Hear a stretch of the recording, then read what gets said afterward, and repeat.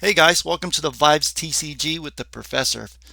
All right, we have a special treat today. In this video, we're going to be talking to Eton.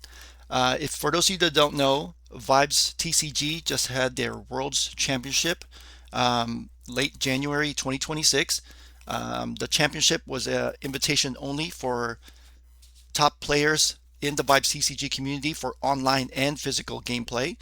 After a 2 day playoff, we crowned our very first Vibes TCG champion, and I'm very excited to have here with me our champion, Eton. Eton, welcome. Hi, Prof. Thanks Hi. for inviting me here. Oh Thanks for the yeah, introduction. yeah. No, no worries. It's definitely my pleasure to have the champ here. How are you doing today? How are you feeling? I'm doing good.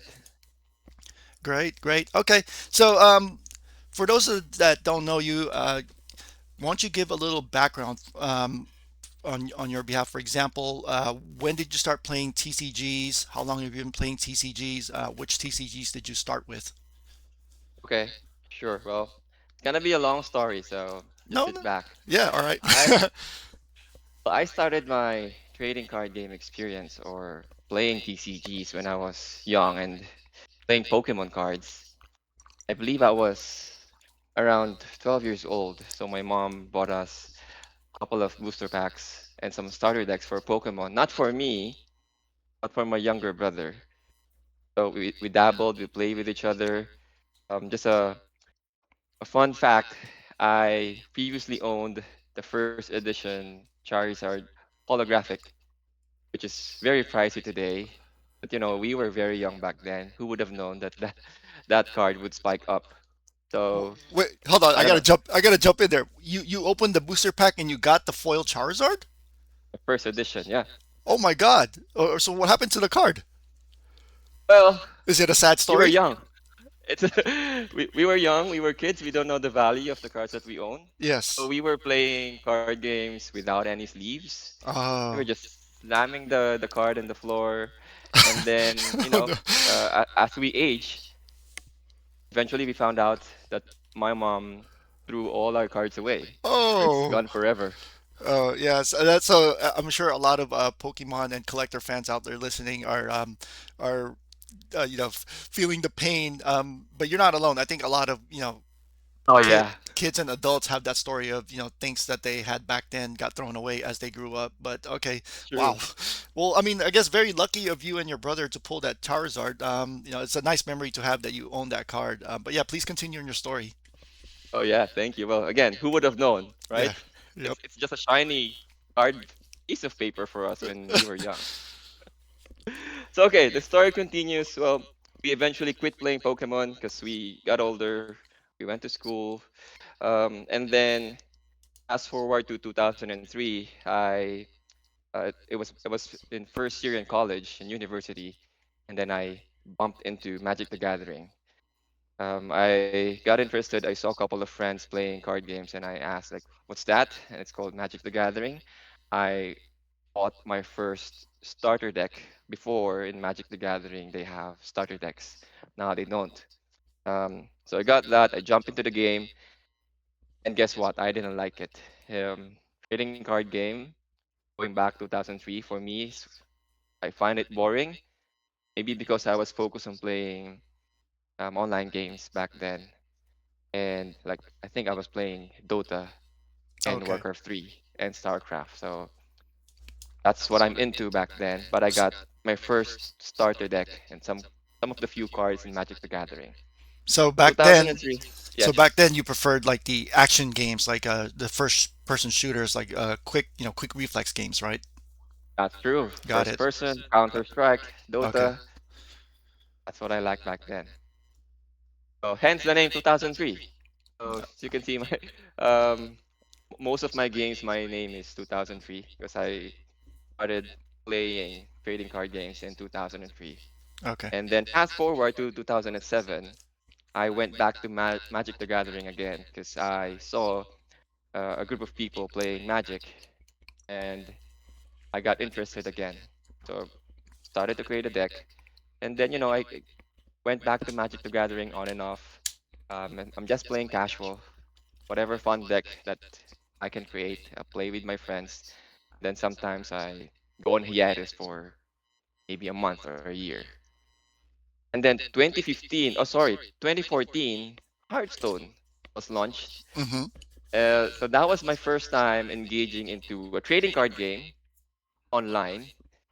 I played Hearthstone on its, I think it was on beta or alpha version and the first few seasons of Hearthstone. It was really fun, but I was raging a lot because maybe because of the shuffler. It's my first time experiencing an online trading card game, playing competitively. Well, I wanted to be competitive, but I don't trust the computer shuffling my own deck. Feels like it's not really me. So it brought more stress rather than joy back then. But then I lasted for a couple of years playing Hearthstone, not competitively though. Um, and then I just went back to Magic the Gathering because I wanted to play in real life, shuffling my own deck, interacting with people face to face. That's the thing that I love. 2015, where I first-handedly and I decided to myself I wanted to do this a little bit more serious, where I started researching decks. I stopped buying booster packs and then just eventually um, looking for singles just to focus on deck building alone. Um, and then I've played a lot of competitions back then. So I let me Yeah, jump in go ahead. there real quick. So when you said you were first playing, the first time you saw Magic the Gathering in early 2000s, and then again back in um, 2012 or 2014 around there. So were you only playing with like friends, or were you going to like game stores? It's a combination of both, mostly with friends, and then Magic the Gathering have the thing that they call Friday Night Magic, where Okay. every Friday people would compete. They gather in a local game store and then they just play with each other like a mini tournament with prizes. So mostly that. It is considered in the community of Magic a mini event. Okay. Mostly like 12, 20 people is a lot on Friday Night Magic, but I do that casually back then, like just join FNMs. I haven't joined major tournaments in the Philippines back then because one, I'm not confident in my deck yet and my play style, so I just jump into playing casual with my friends and Friday Night Magic.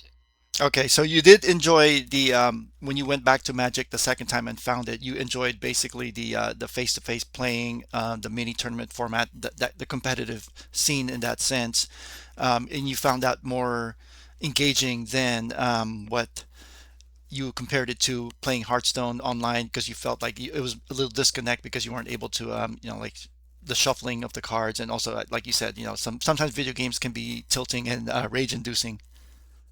That's true. Okay. I think my burnout with Hearthstone is it's just me looking at a screen against when I play Magic in real life. It's me talking to my Yeah. opponent, shuffling my own deck. So there's a lot of movements going around versus me just playing in my computer. Yeah. All right. So you got back into Magic, and you were buying singles to and starting to do research. So you were starting to get more competitive. What was your goal with that? Like, what were you trying to do? Like major tournaments? Oh, that's a good question, Prof. I haven't think of it. Back then, I just wanted to maybe place any top eight to a major competition. Hmm. So all my money was just focused on investing in decks and singles. Nothing, I do not experience opening booster packs because to me it's just a gamble Yeah. back then. So yeah, one of my goal is just to attend a major tournament locally, and maybe someday somehow go international, play with major events in Magic, roam around the world, something Yeah. like that. Yeah, and then tell me a little bit about the Magic scene in the Philippines. So you said you started researching and trying to get singles and specific cards. Were those easy to get in the local game stores that you talked about that had the Friday Night Magic, or did you have to like go online to get those cards, or how did you go about getting the specific cards? Oh man. Well, way back 2015, I'd say it's a bit of a challenge. So the decks that I review are coming from the data coming from US and Europe. So the cards. that we have in the Philippines are somehow limited. So there's a bit of scarcity in terms of the meta decks roaming around in Magic the Gathering. So the prices are really absurd, sometimes high. Um, but that's a challenge back then. In my community, if you have us, you live in an area or in a province, just like me, sometimes you have to travel just to get that card. Because I think 2015, we don't have that advanced logistics yet in the Philippines that we enjoy today. So those are the challenges that we experience getting cards. Wow. Yeah. So definitely took a lot of commitment for you. So then once you started down that path of being more competitive and getting these cards, how did that then translate to the next chapter of your life of transitioning from Magic and then eventually to Vibes? Uh, Still in Magic, definitely a lot of burnout. I did not receive or did not achieve the goal that I wanted to achieve. I do place in a couple of finished top eights in a couple of major tournaments back in 2015, and then pandemic happened. I returned to Magic 2022, and I told myself I want to get really serious on Magic the Gathering. So I just played on major events locally in the Philippines. And then I think that year of 2022 gave me the break that I'm looking for. So I played for the entire year, seriously, and I got top eight in regionals in Singapore. Wow. And that top eight got me an invite to Pro Tour, which led me to Philadelphia for just playing Magic the Gathering. So I think that's my biggest break in terms of Magic the Gathering. I have experience playing Pro Tour tournament Yeah. um, overseas. Yeah. That's definitely a So big achievement. Congratulations on yeah, that. thank you. So that's 2022. I went in Philadelphia 2023. Fast forward 2024. I'm still playing Magic the Gathering, but not that serious because I think I am on a hiatus. I just got married and I'm just playing Magic the Gathering casually now with my friends with very little goal just to have fun and enjoy life. So I gotta I jump. was I gotta jump in here Yes, and go ahead. shout out to your wife. Did you marry a fellow card player, or was it a No, different? No. Okay. no, I married an accountant. Oh, So just okay. imagine, my wife always auditing my cards, Yeah. asking me, "How much is this? How much is this?" I was about to say that you married the person that's gonna budget and watch how much you're spending. Uh huh. Uh huh. She hasn't figured out it yet because I Uh love her oh. so much. Uh oh. Well, at least okay. So we could. That's funny. All right. So then you got married, and then you kind of went a little, casually, because from competitive scene, right? Yep, that's true. I rested from competitive scene, but I did not stop playing. Just played casual. I still attend tournaments from here and there, mostly like twice a month, and yeah, that's what I've done. Want me to jump back? I mean, to go straight ahead where I bump into vibes? Yeah, yeah. So from once, so it sounds like you were super competitive in Magic, even did the Pro Tour, then kind of dialed back, focused on personal life. Yeah. So I'm curious now, then, how did you run into Vibes from there? Yeah, it was like a blessing. So I was into Magic the Gathering tournament. It's one of a major tournament. The format is dual commander. Um, I saw a booth that's vibes. There's a lot of penguins, cute penguins, and then I got interested, but I could not visit the booth yet because I'm a competitor that day. Um, and then luckily one of my rounds ended early and I won immediately. Usually my rounds are pretty long because I play mid-range decks and sometimes control. Hmm. I'm just very fortunate that my round ended. I got time to visit the Vibes booth. And sorry, where was this? What event was it? It was a dual commander tournament. Where? So it's in hang on. The place is called Pasay, and I forgot the name of the event. Oh, okay. So it was in the Philippines, in one of the major It cities in is. the Philippines. Okay, got it. Thank you. That's true. So But Vibes was in the Philippines already. yes, Okay, okay. and the fun fact about it is, So I met Vibes in 2024. Turns out Vibes has been around ever since the entire year, or even 2023, which I have no idea that there's a thing called Vibes. So I got interested in the booth. I visited the booth. It was managed by YGG, Okay. and we're pretty friendly guys. They taught me how to play. They asked me, "Hey, sir, wanna sit right in and then let's do a learn to play session?" And I told them, "Well, I have a tournament ongoing. I'm not sure if I have time for a learn to play session." They told me, "No, it's gonna be really quick. I'm gonna show you how to play the game, win the game, and I'm gonna let you borrow our starter decks."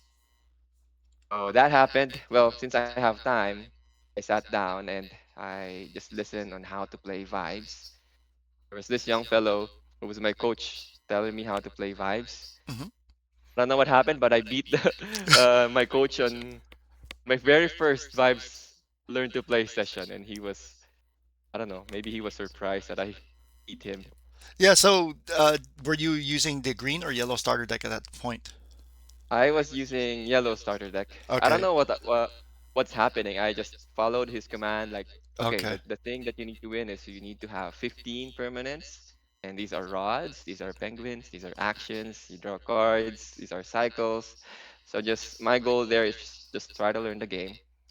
Um, but I don't know. I won. So, Um, going back, you said that the booth caught your eye because of the cute penguins, or was it what was oh specifically? yeah, Okay, so it was the design. design. If you remember the booth in Portland, Yes. somehow like that. Okay. There's very nice advertisements and marketing banners Right. about penguins. So it's just eye catching.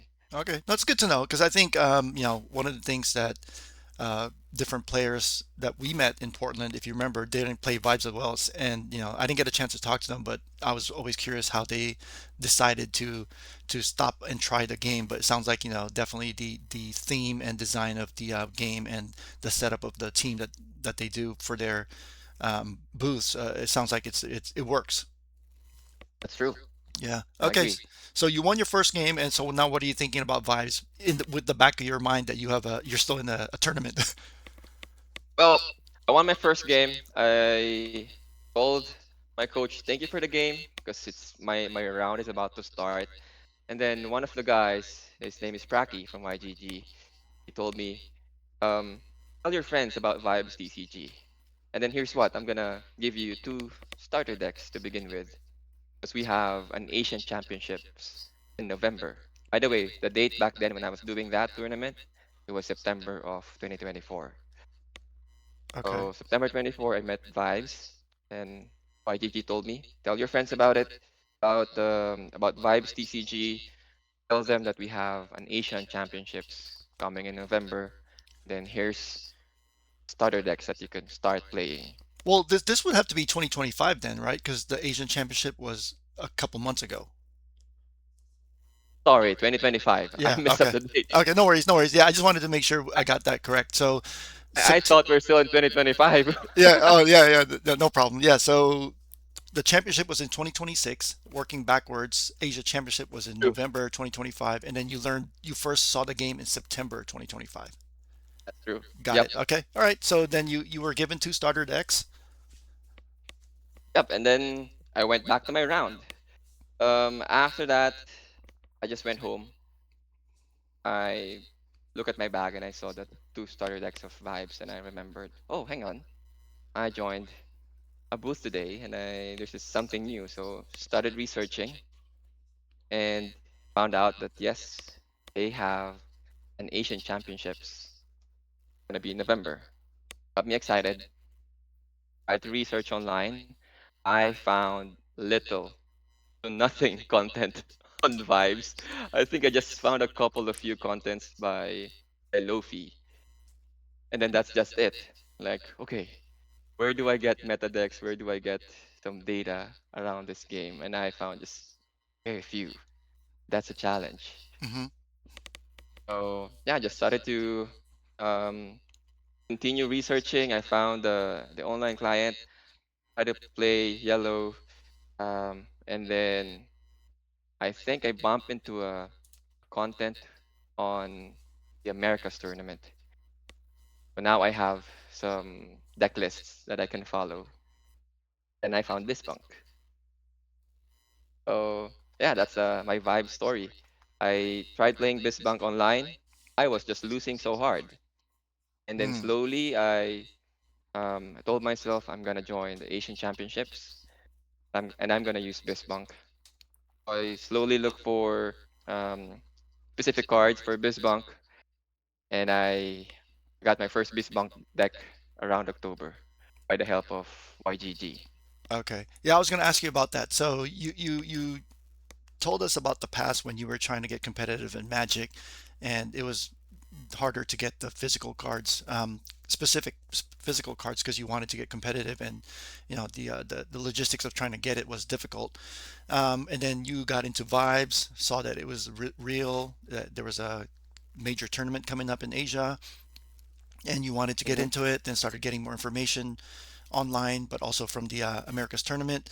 So, how compare the difference, or compare how the experience was getting the cards for BizBunk deck that you decided you wanted to do versus in the past when you were trying to get your Magic cards.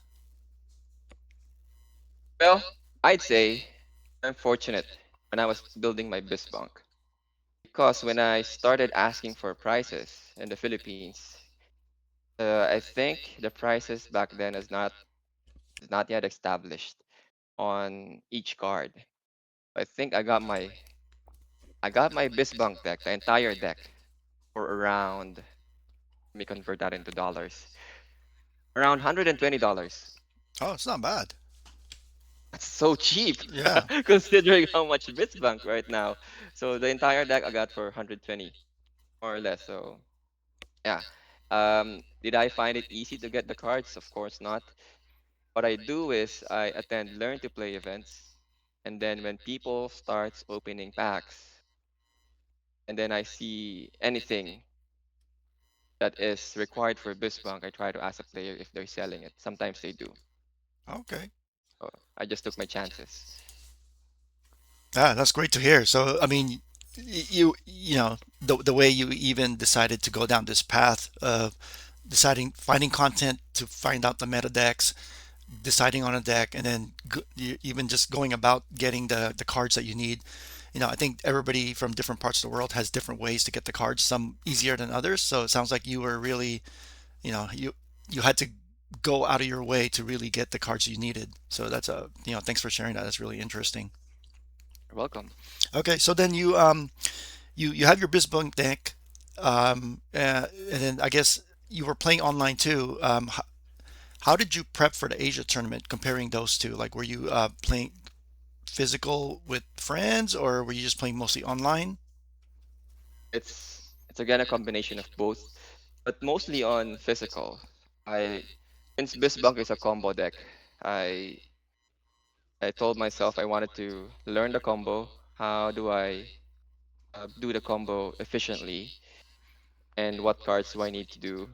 What cards do I need to get for me to have a faster combo in every game? And then I try to play online if all the cards are available. But The f- again, I guess this is a challenge for all BizBank players online.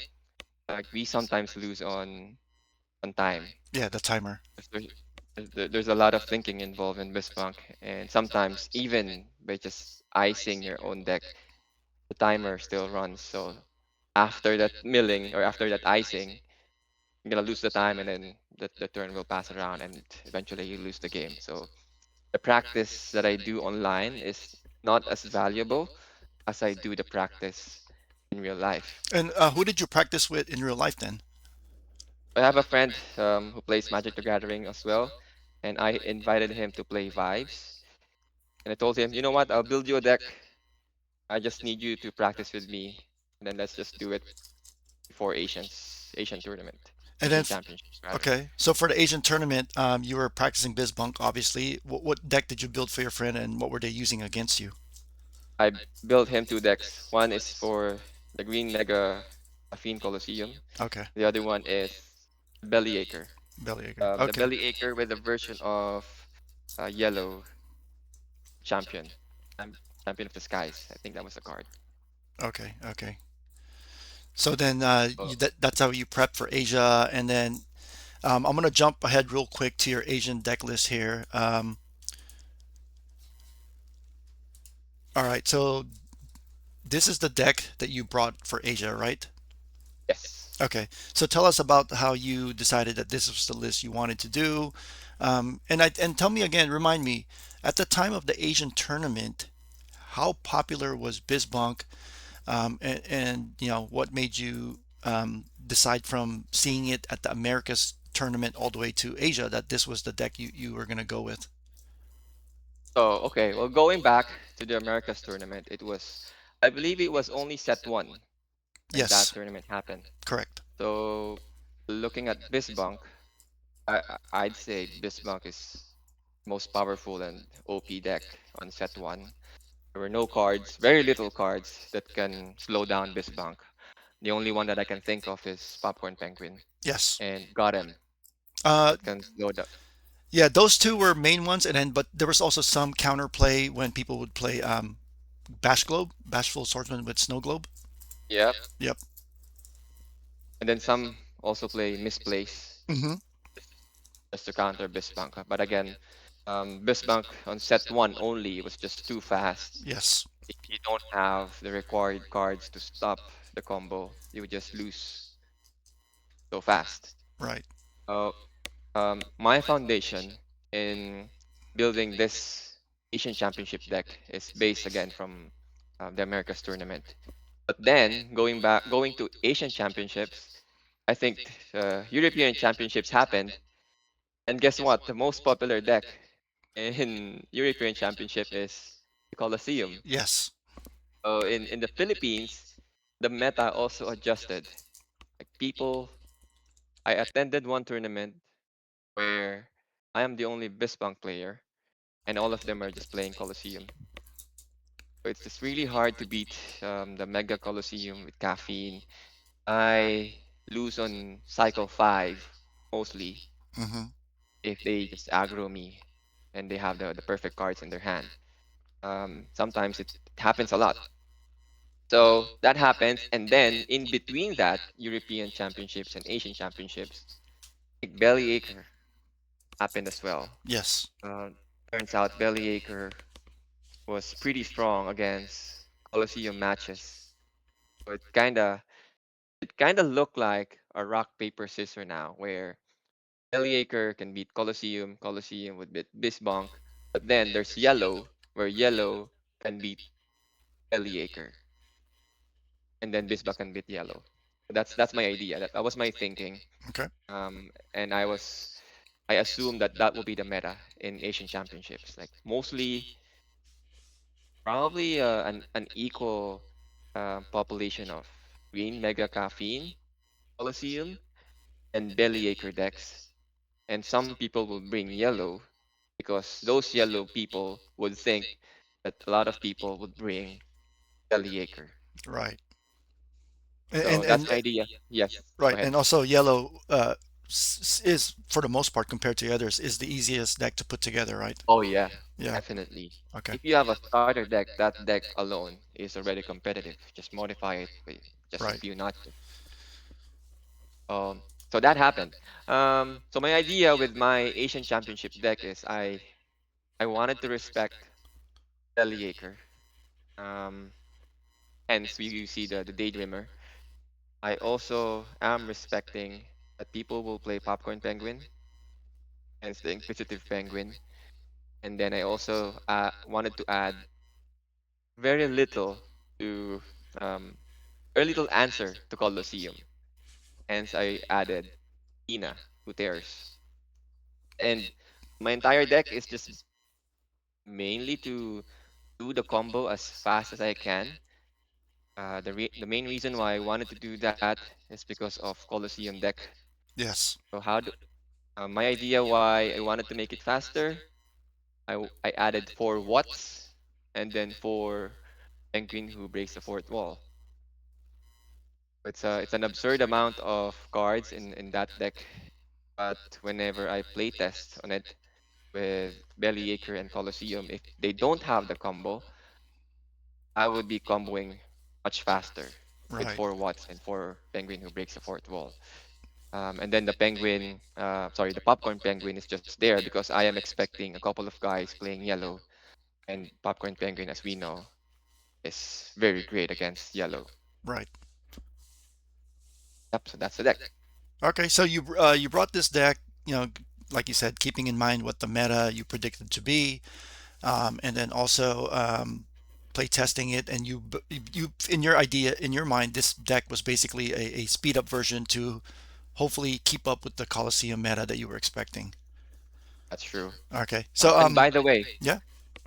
sorry, I wanted to add, as you can see, there's Lil Who Slides in my deck.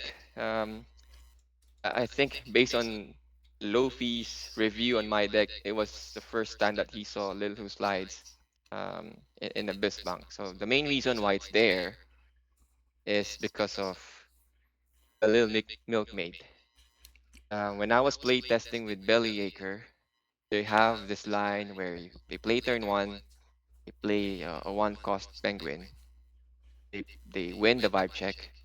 Cycle two, they have three rods. They'll play Milkmaid, and then they will just snowball, and I could not get the vibe check win after that. Um, Lil Who Slides gave me the answer to Milkmaid. If I play Lil Who Slides on turn four, I would be at 11 vibes, and Milkmaid will be at 10 every time. So I would get the vibe check win, I get the rod, and I can combo after that. Nice, nice. Okay, and then so that was definitely I think yeah we started seeing this Lil Who Slides um, pop up more often in the BizBunks that we'll look at BizBunk list we'll see later. But it's good to know that you kind of figured that out at that time. I think what the way you explained it is perfect logic, given that you said that BizBunk deck has a lot of calculating and planning to really make sure that you meet the goal, which is to get your combo off as soon as possible. Yep.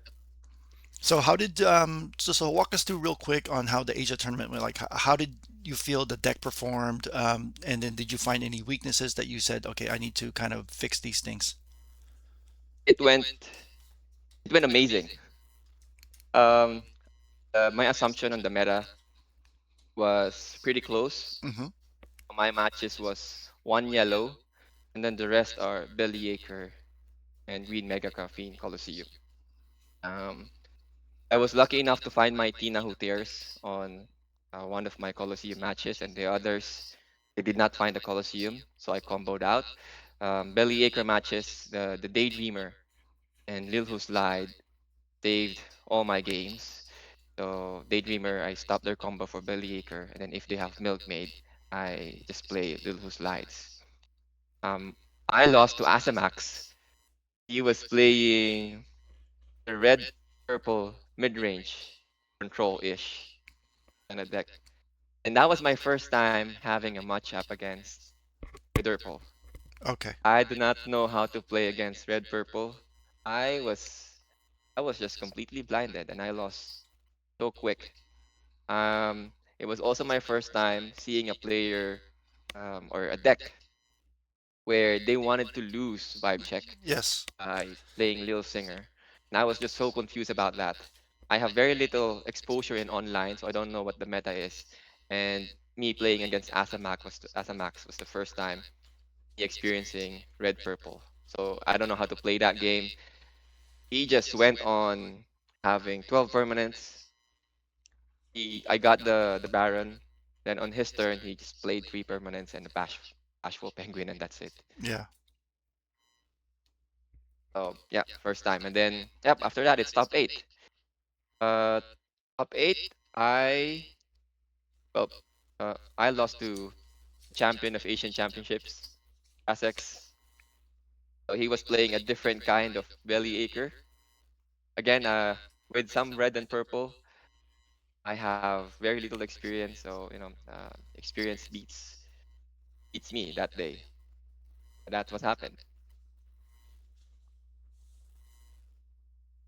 Yeah. Okay. No, so you did learn something. You said you basically saw some new brew that you weren't aware of because you weren't really following the online meta, but it Hmm. gave you some idea of what possibly is was to come, right? That's true. Yeah. I learned so much on that day. I learned so much about red purple, and I Hmm. got so afraid of red purple after the Asian Championships. Yeah. Okay. So, all right. So then, basically, you started Vibes in September, prepared, and strategized for November championship. You made it to the top four, right?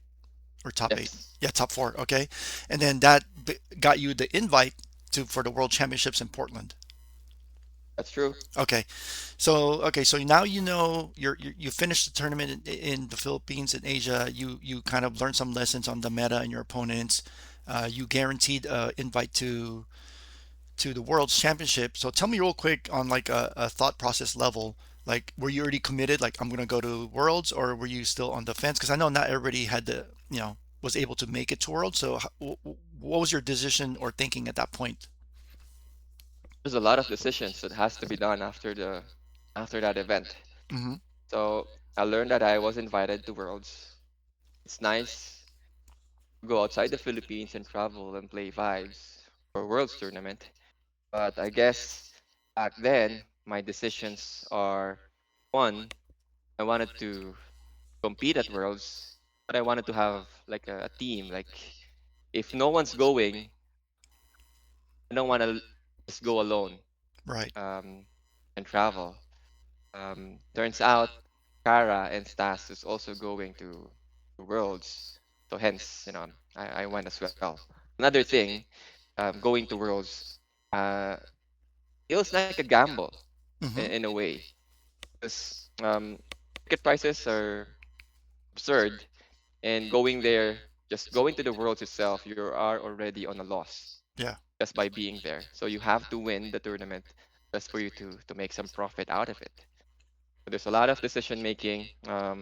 Well, my wife, I'm very fortunate that she supported my decision that okay, if you wanted to go, just don't think about the money, just go. Wow, that came from an And I, accountant. That came from an accountant. yep, yep, That's great to hear. Like she really believed in you and wanted you to pursue your passion, your hobby. So I mean, shout out to your wife for that. yeah, thanks. And so let me. So then I guess with your wife support, that's when you decided you are going to go and started all the process of getting all the travel Yep. and everything set up. Okay, and then let me I go think back. that's the only requirement that I have to check. Yeah. If Oh she yeah. agrees, then I'm gonna go. Yeah, you know what they say, man. If the boss approves, it's okay. If the boss doesn't That's approve, so true. if the boss doesn't approve, you're sleeping on the couch. It's a no go. Yeah. So let me go back. You mentioned you wanted to go with a group. So shout out to the people that went with you, Kara and Staz. Did you know them before you decided to go, or did you then link up afterwards? Like, how did? Yeah, I mean, they were great in supporting you and each other when I saw you guys at Portland. So let me know how that went with getting that set up. Well, Kara and Stas are newly found friends. Okay. I met Kara in one of the Learn to Play events in the Philippines before the Asian Championships. I competed with her. I lost against her. She played Colosseum and Green.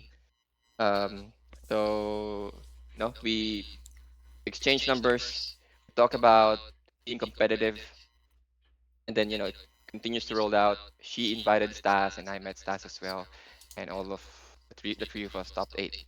Yeah, for sure. All right, that's great. Yeah, definitely. I think having a support group and people to support and cheer you on is a big boost for any player. So I'm glad to hear that.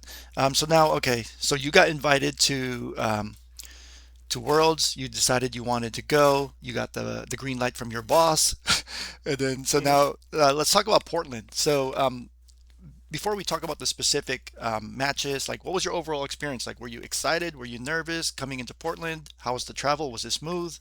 How did all that go? I am. I was so excited to travel. I traveled with Stas. We have the same flight, same everything, and it was a long travel.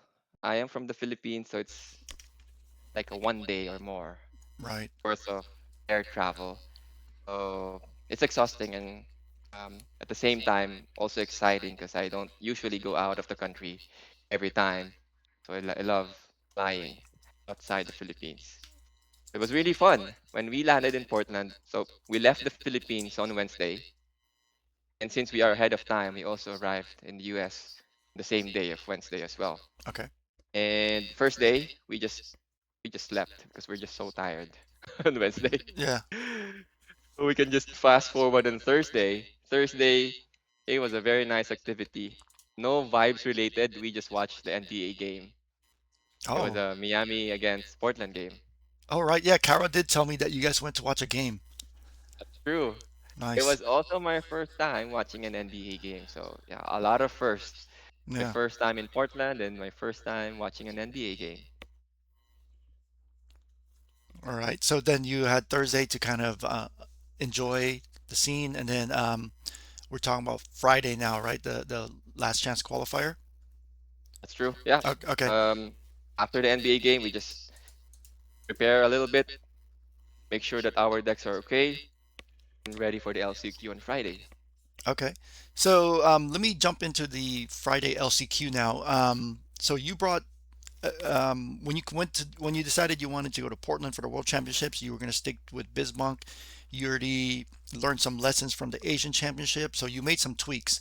So from your Asian deck, which we looked at earlier, when you had your read on the meta for the Asian Championship, which was very good because you finished top four. So now on Friday, you brought this list that we're showing right here. So tell us about this list. Like why did you make the changes, and what were you expecting? Okay.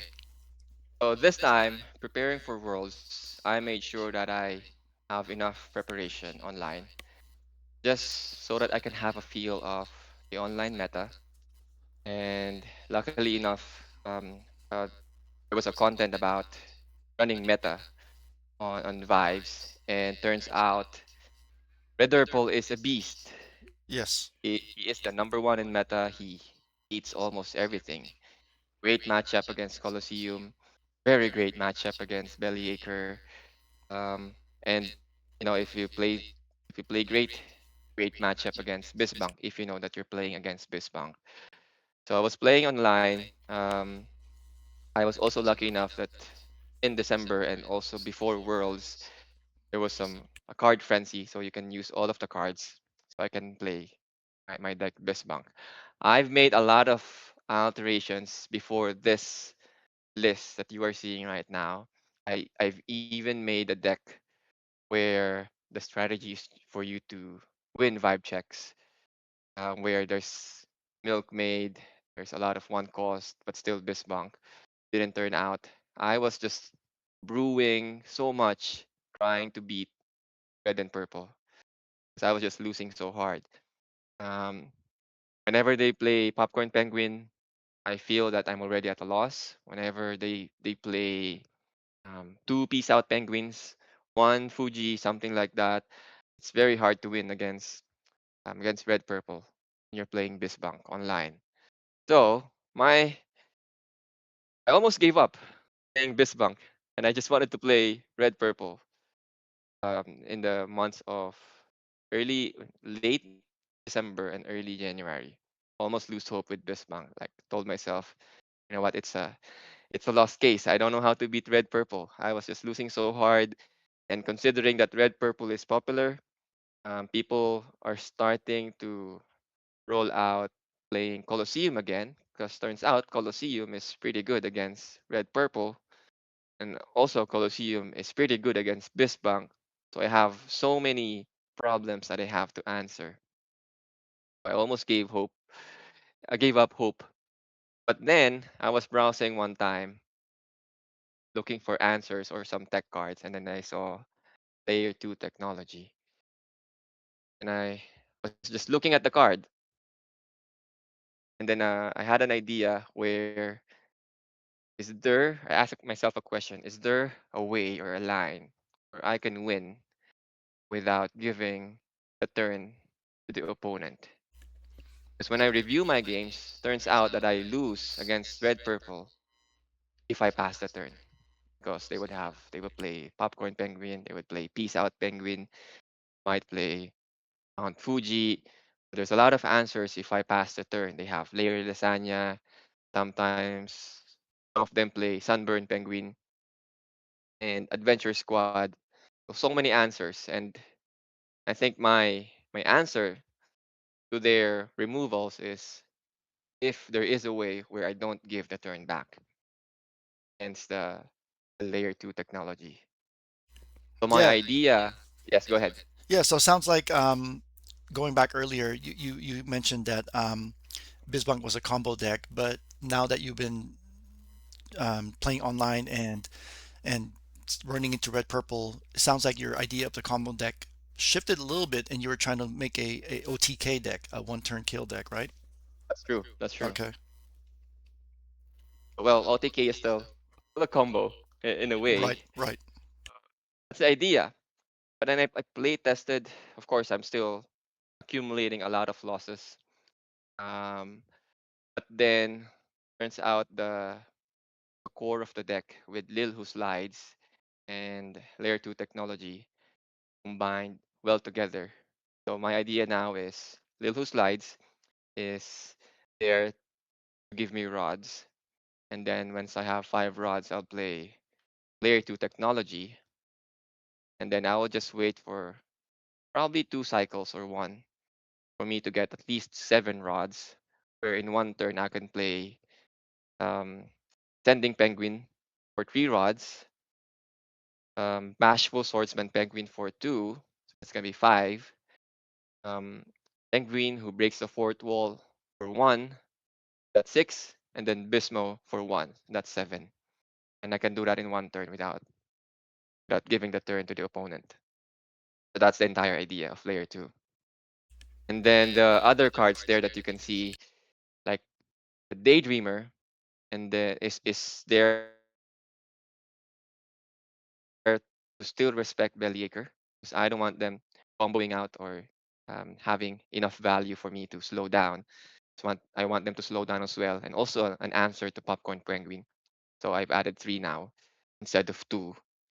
And then the not today I've added there because there were some decks where I don't have the pieces, so I wanted to protect as much as I can on the cards that I have on the field. Sometimes Ascending Penguin, then sometimes the Layer 2 technology, where the Not Today would counter anything that removal. Oh, okay. So, like for example, like if someone played hit a high note on your layer two technology, right? Yep, it's a high Okay. note. Sometimes they play Layer 2 Lasagna on my Bunkers, or sometimes they play Sunburn Penguin On um, ascending. on the Ascending, Yeah. yes, Okay. or sometimes Adventure Story, Yeah. Adventure Squad rather. Yep. Okay. So you came up with this list, based on ideas and sort of that one turn one turn kill without passing it back to your opponent. How much? So the practice for this deck, compared it to your Asia deck that you played to the changes you made now, how different did you feel this deck was now? And um, did you feel like you had to practice differently, or was it pretty much the same because you just kind of had to hit that 7 rods? I have to practice differently. So my preparation going to Worlds is is way different than Asian Championships. So I was doing a combination of me having getting experience in a lot of matches online just to have a feel of the deck and to have a lot of repetition against matches, and also to have for me to get an idea what the meta is. And I also have to play in real life by myself, just shuffling the deck, getting 5 cards, playing the deck alone without any opponent, just imagining an opponent. Sometimes I do that just so I have the feel of real life doing the combo and how it feels um, playing it in real life, because it's totally different if you have the same cards online versus the same cards in real life, because in real life you have enough time for you to think. So I made sure that when I play by myself, I try to make the correct moves as much as possible. And then of course some probabilities. I run a lot of probabilities. I even run some math in, let's say, what is the most probable number of cards that I need to see before I have both Bismo and Ascending Penguin in my hand? The answer to that is around 15 to 17. So 15 to 17, maybe 70% of the time, you would have Bismo and Ascending Penguin on your hand. 15 to 17 cards that you see. Let's Right. say first game, at the start of the game, you draw five. That's five. If you move five, that's already 10. So you just need to see another five or seven cards. Most likely, you would have Bismo and Ascending. And worst case scenario, you are already at the half of your deck and you haven't got any of the two, or sometimes you need one. Yeah. So And then you bring that up because the important part of the combo and the key to the deck is having one of each on your hand to basically start the combo, right? that's true. Okay. I need I need my Bismo and Ascending on my hand, and sometimes two Ascending on my hand and one Bismo. Um, just so I can do the combo. If I draw the layer two technology, that's a bonus. I just stick to my main plan where I need to combo with Ascending Penguin with the support of Penguin is okay, with Rainy, with Hmm. what. Okay. So then tell us how did the Friday tournament go? How did this deck idea play out against the field? Okay. Well, before the LCQ, we were dabbling about what the meta would look like on the weekend, Friday, Saturday, and Sunday. And me, Staz, and Kara were just brainstorming, and I told them, you know what? My assumption to the meta is if I would have 10 matches, I would have 6 matches of red purple, 3 matches of anything with Colosseum, can be green mega, um, or belly acre, and then probably 1 match of anything not related, maybe yellow, anything blue meal. So that's others. That's our meta call. It's the population is still heavily on red purple, and then very few on Colosseum. So LCQ happened Friday.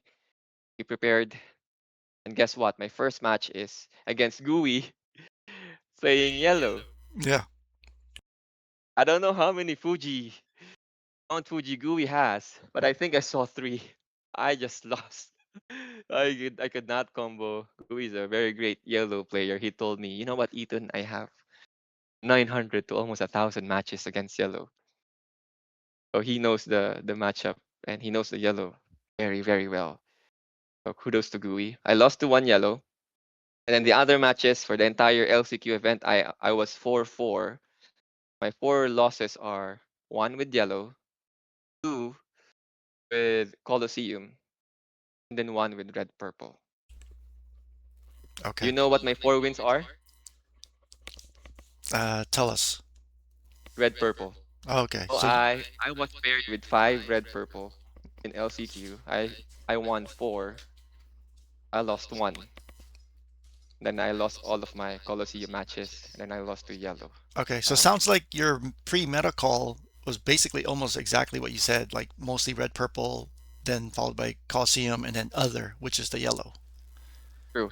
So even though I did not make top 8 on LCQ, I told my team, Stas and Kara, you know what? I'm very happy with my result because I got the data that I need. Yep.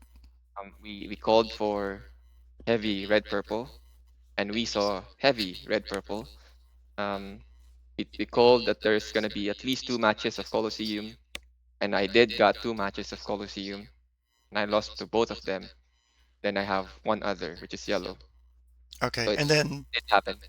you're right. And then I guess the another takeaway that you had was you were from playing online and preparing, you wanted to know if your deck could beat red purple, and then on Friday you went 4-1 against it. Hmm. That's Yes. true. Okay. All right. So you're feeling good. You know, even though like you said you only went 4-4 and didn't make top eight, but you got the affirmation and data that you needed to feel good about Saturday, right? Yes. Okay, so let's move to Saturday. We're looking at the top eight bracket. These are basically the top eight competitors that qualified for the second day of the Vibes World Championship. We could see starting at the top, Chunker was playing a Coliseum deck. Barbecue was playing red purple. Suarez, Natural Death, was playing BizBunk. Camel was playing like a red tower. Jobber was playing a red purple.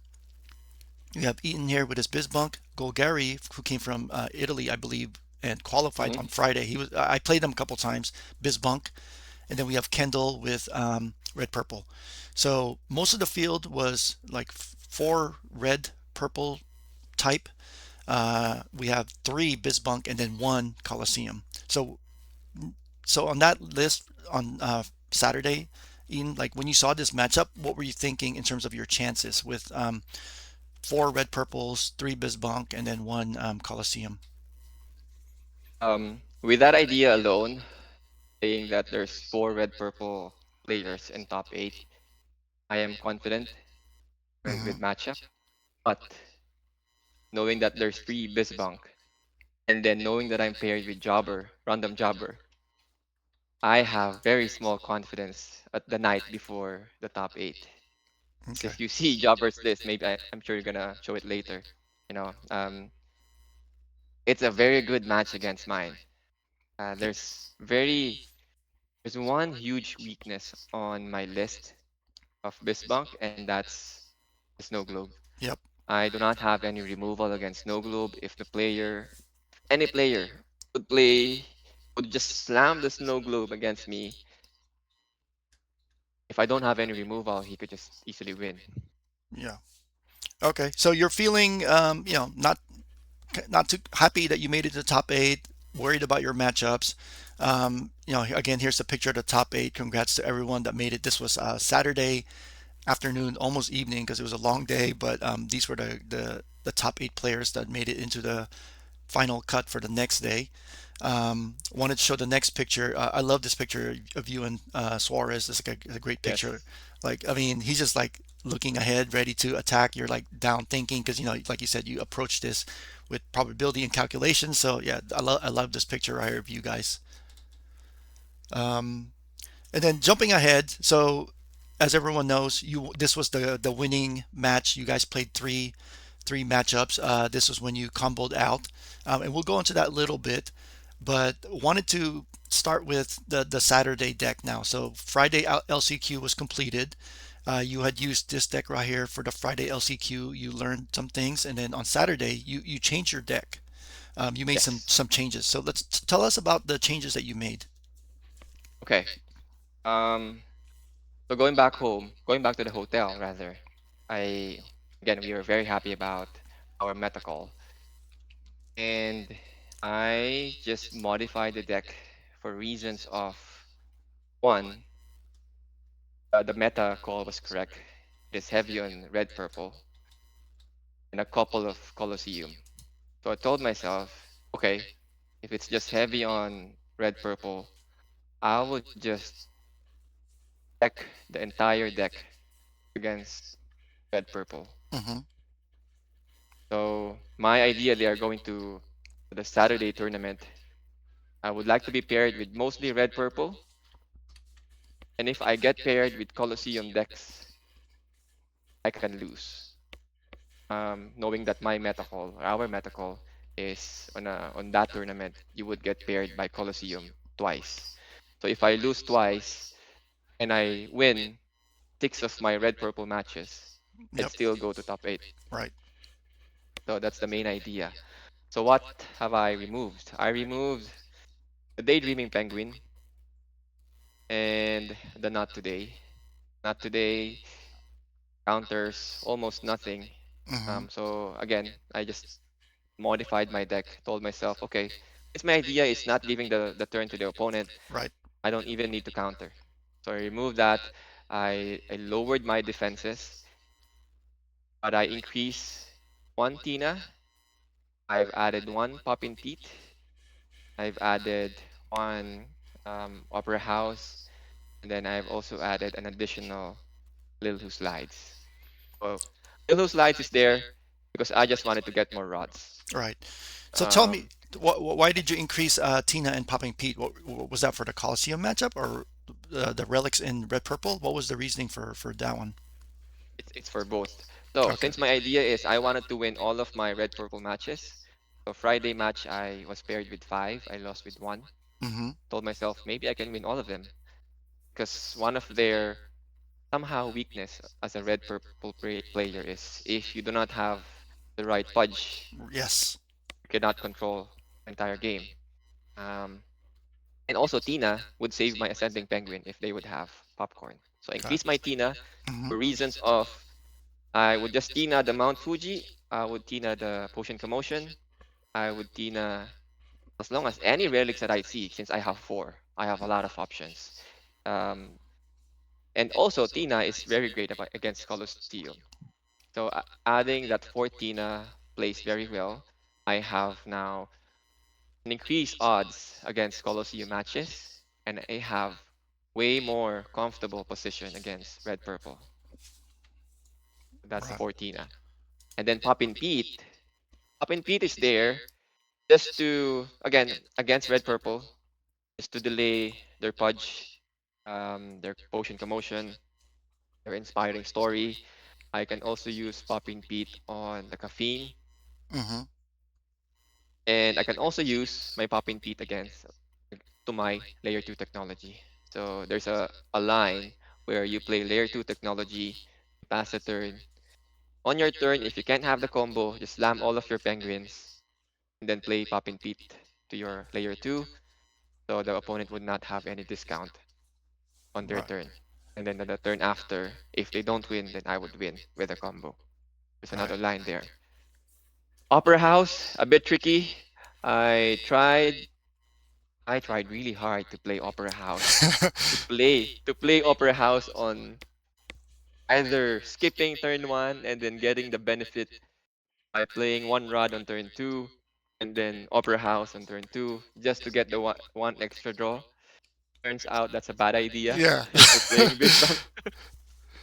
So I scratch the idea of Opera House there is just another Tina, a cheaper Tina that Right. can fight against Fuji and Okay. Colosseum. I see. I see. So Looking you at my deck now, I have five outs for Colosseum matches and Fujis.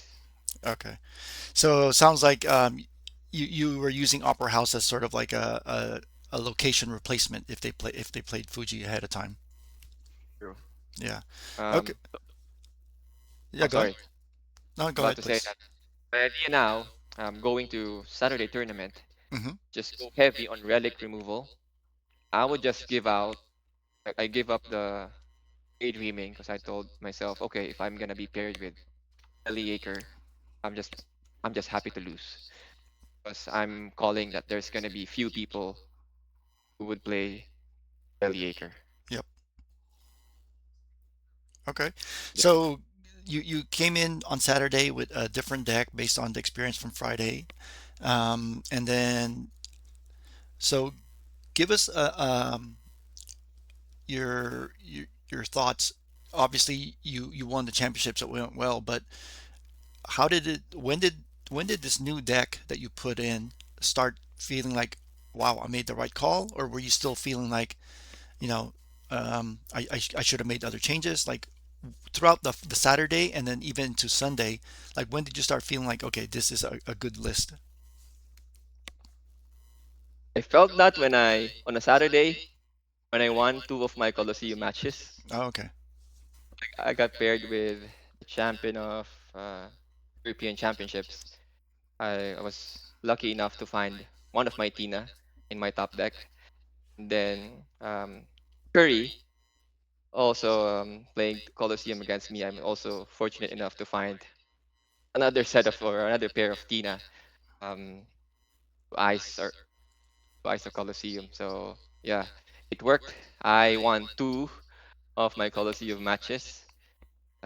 So in the Saturday tournament, I lost to Chonker, and then I just have a draw against uh I forgot the name. It was on the top eight. Kendall. Okay, with red purple. Uh, yes. Um, going round by round, playing against red purple, red purple, red purple, Colosseum, and then I kept on winning. I told myself, okay, looks like I'm onto something here. Hmm. That for Tina, and then what that Sydney Opera House might have done the trick. Okay. It's just heavily relic removal. I'm I'm very confident against red purple matches. And somehow I have additional outs against Colosseum and Mount Fuji. Okay. And then, so yeah, that's great that you started sort of, everything started falling into place. You were feeling good about it. So walk us real quick on this, not even just this final match, but just the overall experience. Like, what did you were feeling good about your deck? Did you feel like there was a tough matchup for you besides random jobbers list, but actual playing out your games? Was there a matchup where you felt like I might lose here, or did you feel like okay, I still have a chance every time? Oh man, every matchup I always have a feeling that I would lose because going into top eight, if you show the list later, I am on a disadvantage against random jobbers list. Mm-hmm.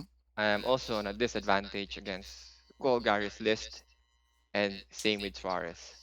Okay. So it's a combination of a lot of things. I just played the best that I can based on the cards that I have in my hand, and just try to. I guess one advantage that I have there is I can surprise people when I play layer two technology.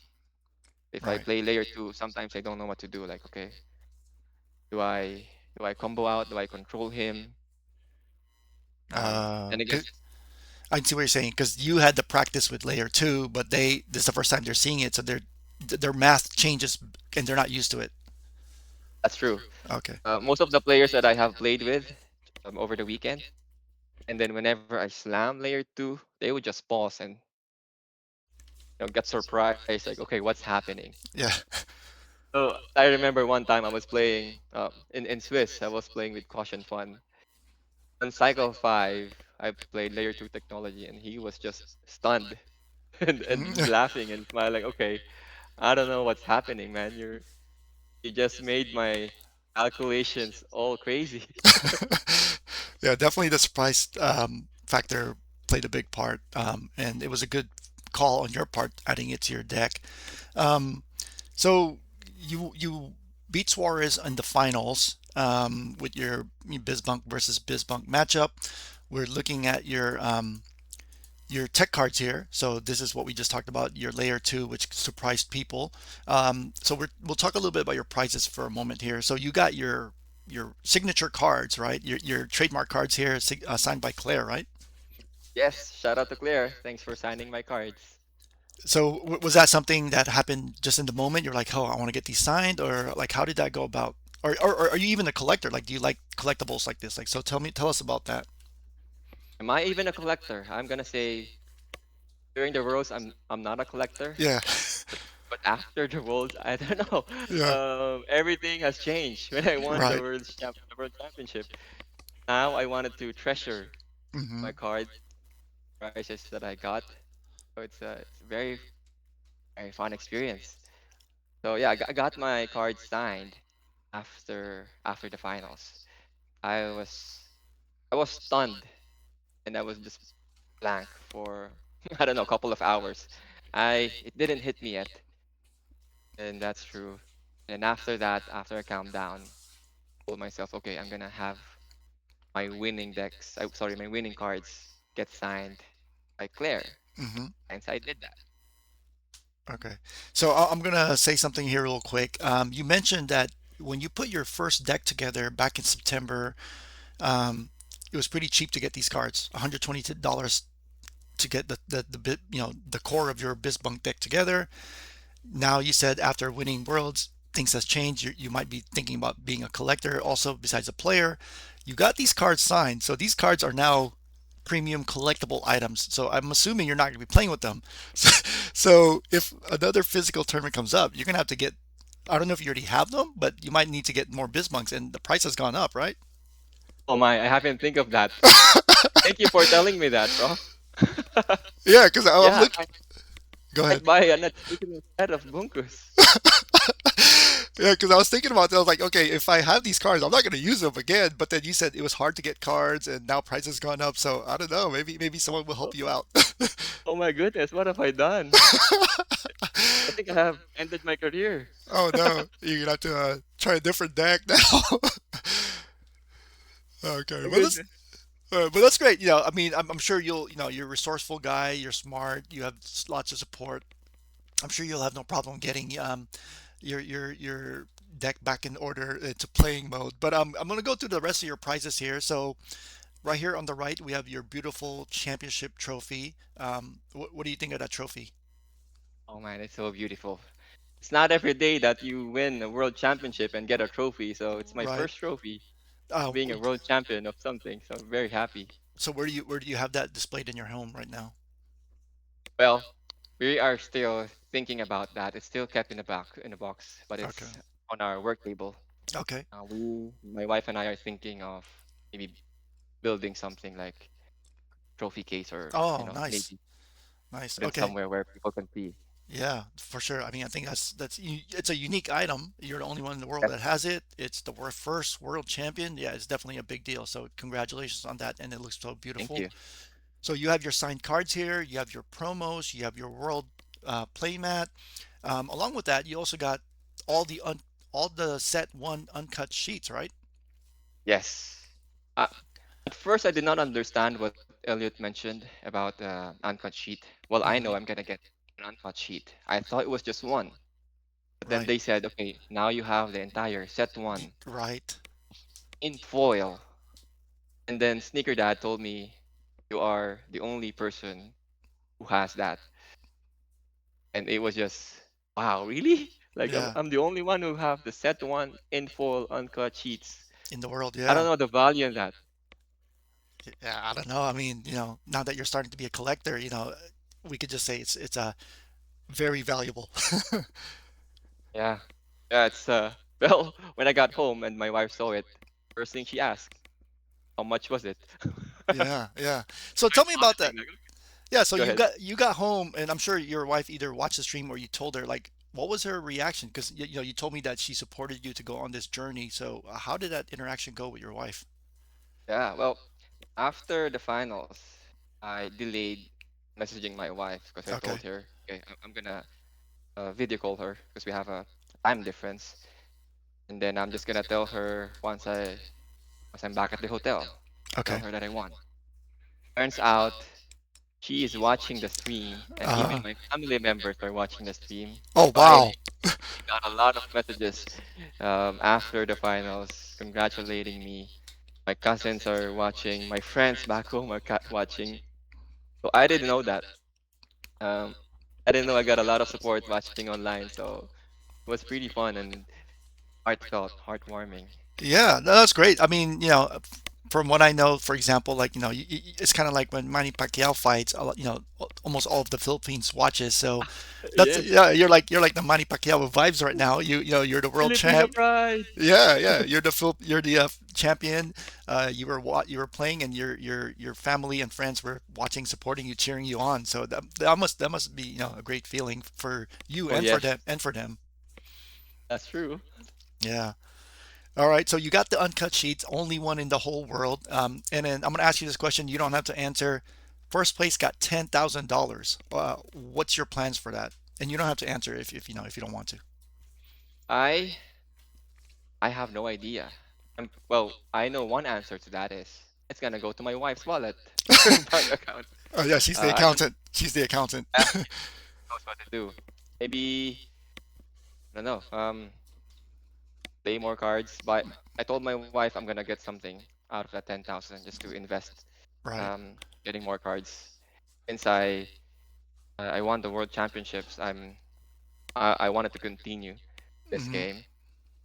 And of course, since set three is coming up, I'm gonna need to invest on Right. that set and get additional cards. I'm thinking of probably somehow completing all set one and set two physical cards and Okay. set three. So if there's a need to adjust, I don't have any problem collecting or Oh, looking for cards online. Good That's one of idea. the plan. Right. Yeah, Yeah, definitely. I think, you're the world champ, so now you're 100% pro now with this game. So yeah, it's a good call to have the ammunition and the extra cards ready in case you need to make play testing or changes that you want to try out. that's true. Yeah, and then I think like you said, having that money ready to invest in the future set three. We don't know how the meta will change at that point, so that's good to kind of have that in mind going forward. And I'm sure, you and your wife will find something nice to do personally with that 10,000 to enjoy, maybe like a nice dinner or a nice little getaway or something. But yeah, I think that's great that that's a good amount of prize. It's a big prize, I think, for a world's championship, $10,000 for the first one. Yeah, that's true. It's a huge help. It covers my expenses when I visited Portland. Hmm. So she is very happy that Yeah, I went back home with a profit. yeah. So I guess the only thing I'll give you advice on is you know when you have to rebuy your four new bunkus, don't tell her how much it's gonna cost. I checked online. I think it was around $50 or $60 per Oh, okay, piece okay, out of stock. So I don't know how much the price would be if there would be any stock yeah, yeah. on hand. Well, yeah, we'll see. Oh, the other thing I heard from watching the stream of the video is you automatically qualify for next year's Worlds, right? As the defending champion. That's true. That's true. And Congratulations. thank you for that. I told my wife that okay, next year I'm going. Hmm. Even in my organization, my company or work, they found the news out. Oh, oh, tell me about So, that. Okay, how did was this like big news? Like how did this like go around? so they know that I'm going to Portland. Okay. They know that I will be competing for a card game. Oh, They okay. didn't know it was for Vibes, and they didn't know it was for a world championship. So I told them, okay, well, I'm on PTO. Hmm. I'm gonna be on PTO on this dates until this date because I'm gonna be competing in Portland. So they were very supportive. Okay, just yeah, go to PTO and hope that you win. And when I came back, of course they've asked, okay, what happened? Tell me about your trip. Okay.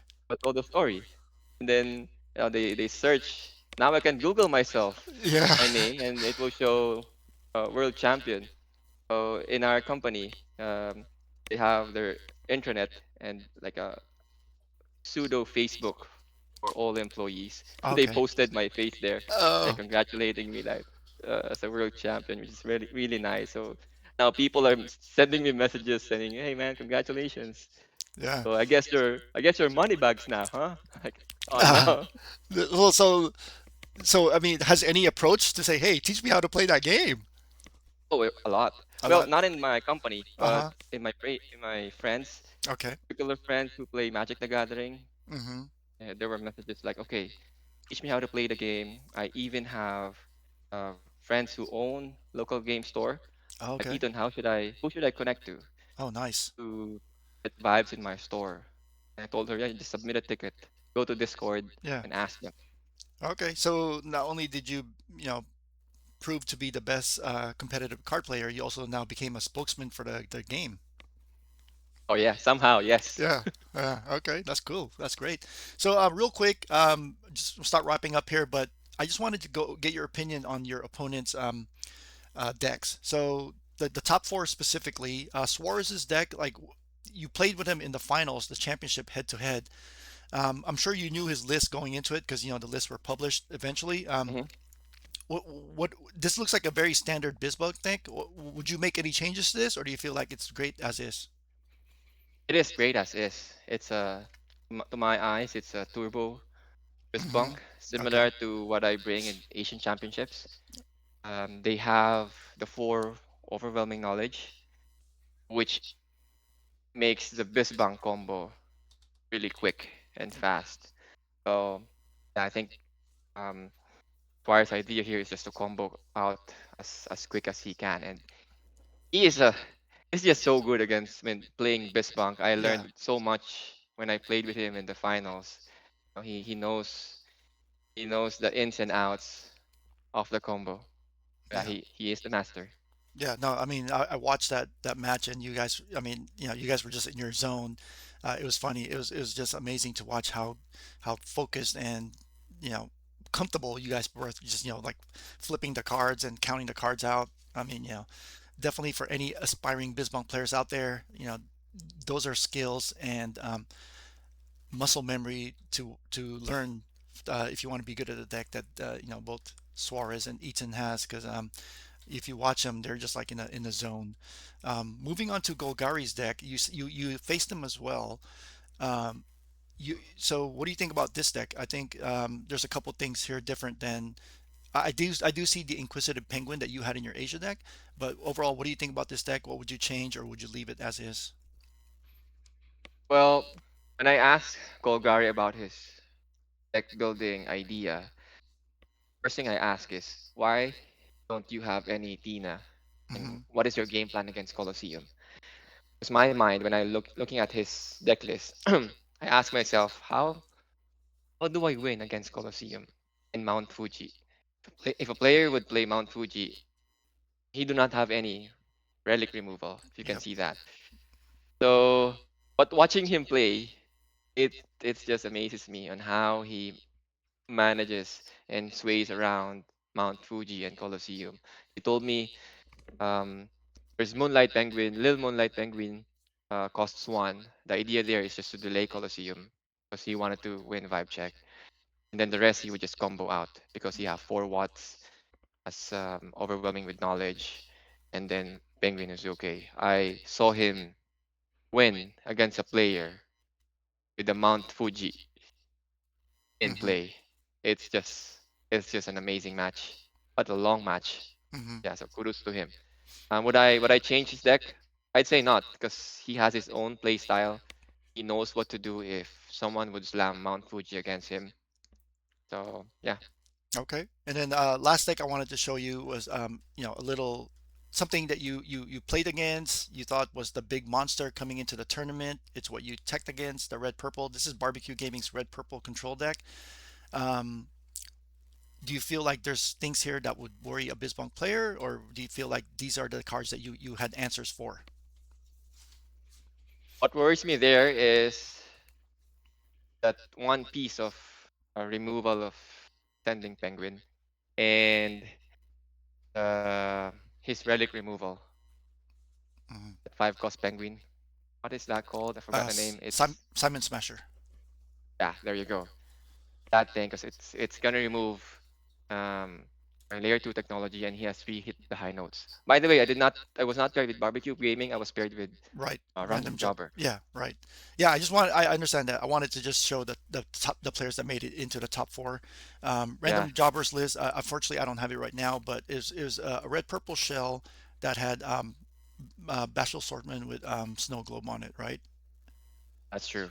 If Yeah. I get paired with barbecue gaming, I think I'm gonna be what I'm most afraid of is one, he would cast Simon Smasher Hmm. after I played layer 2 lasagna and or probably hit the high note just to delay my combo. 'Cause he has answers with ascending penguin. Hmm. As one answer, he has Mount Fuji.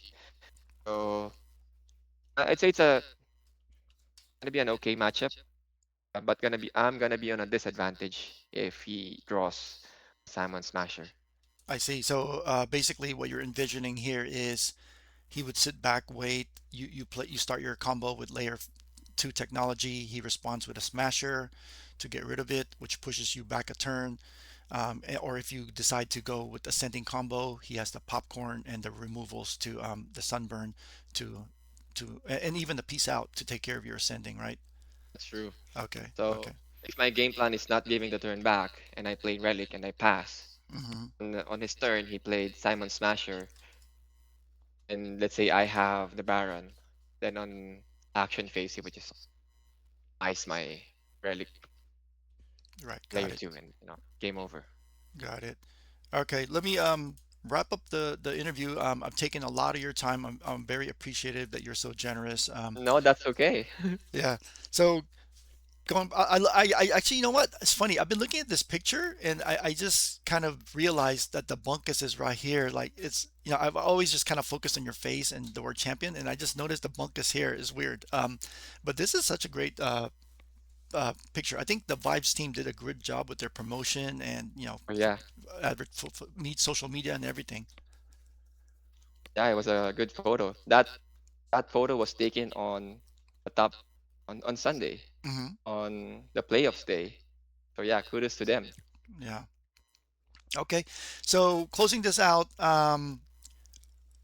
what are your thoughts going forward from here? Like what's next for you? What's your plans? Are you just taking a break right now? Are you grinding the online client? What's going on with the champion right now? There's a lot of going a lot of things going on.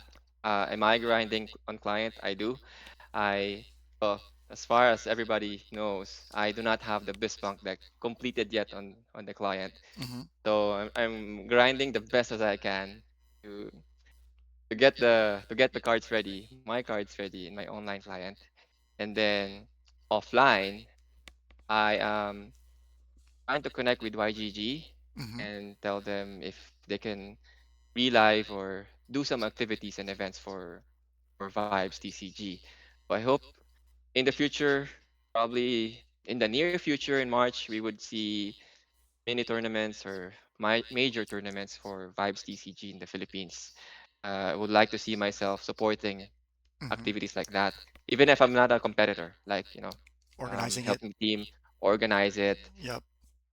marketing the game. Because the Hmm. game is fun. It's Yeah. fun and it's very competitive. Going into Vibes TCG, I didn't know that it's gonna be this competitive. Um, so I wanted to share the experience with my friends and everyone who loves playing trading card games. Yeah, no, no, that's great. I love to hear something like that. I mean, it just shows the sign of a person's character, but also a sign of a champion, right? It's not just focusing on yourself and your accomplishment, but also looking to give back to others. So, I Oh love to yes, hear that. So just real quick, you mentioned the different local tournaments in the Philippines, and you want to do more. So in the past ones before the World Championship, for the Vibes tournaments, what mini tournaments, were they just all YGG sponsored, or were there like local game store? Um, yeah. Most of it are YGG sponsored. okay. So they did, I think, for the entire year of 2025, they did a lot of learn to play events where they market the game, they invite people to learn the game and play it using starter decks, and eventually those players would grab the attention knowing that there's an Asian championships and build their own decks and compete. So slowly, as the Asian championship is nearby, we have experienced mini tournaments still sponsored by YGG, where there's cash prizes involved, but the community or the event are now using meta decks Nice. in preparation for the championships. Okay. Okay. So the level of competition to practice against was increasing, which helped you perfectly in time with the World Championships. That's true. Yes, it helped me a lot. That's great. That's good to hear. So yeah, now I understand sort of what you're mentioning about, you know, giving back and promoting the game more upcoming year. I mean, the better the competition and environment gets, the better yourself you'll improve because you'll be facing better opponents as well. That's true. Yes. Hopefully, in the next coming tournaments and championships, we would see a lot more competitors. Yeah, yeah, for sure. Agreed. All right. Before you wrap up, anything else you want to share or say out there for other people to know? I just want to say thank you to my team, Kara and Stas, for accompanying me in Portland.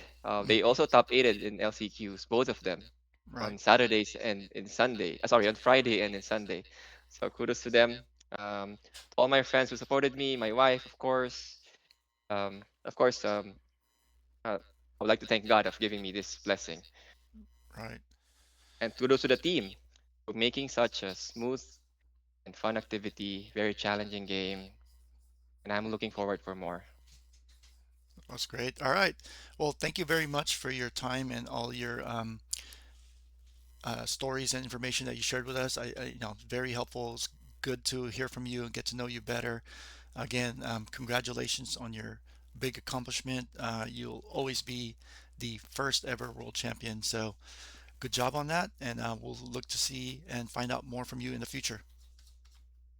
Thank you. You're very welcome. Thank you for inviting me here and letting me speak and share my story. Thanks, Prof. Yeah, you're welcome. It was my pleasure. All right, bye.